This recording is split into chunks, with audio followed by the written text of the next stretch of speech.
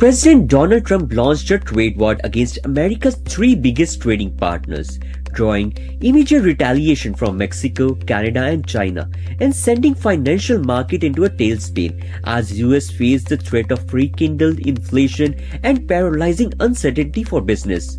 Just after midnight, Trump imposed 25% taxes or tariffs on Mexican and Canadian imports through he limited the levy to 10% on Canadian energy.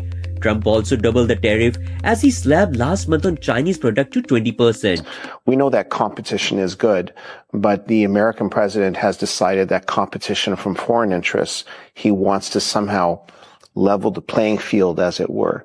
But in today's day and age, we know that tariffs will have a negative impact on the quality of life, not just for Americans, but for Canadians and for any nation that chooses to engage in this tit-for-tat with regards to tariffs. Brampton Mayor Patrick Brown, Councillor Paul Vicente and Member of Council have announced Brampton's new Made in Canada procurement policy, reinforcing support for Canadian businesses amid potential US tariffs. The city will review existing contracts to explore legal options for withdrawing from agreements with US-owned companies and updates its purchasing bylaw to prevent them from bidding on future procurement during tariff period.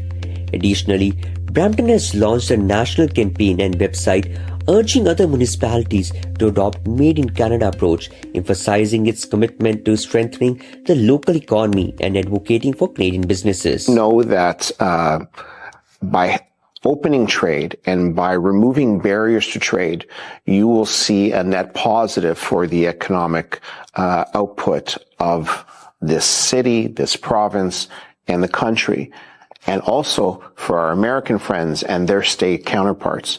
And so we ask everyone to look at the historical record to understand better why it is that we have had trade agreements like the one that the American president has essentially just thrown out the window.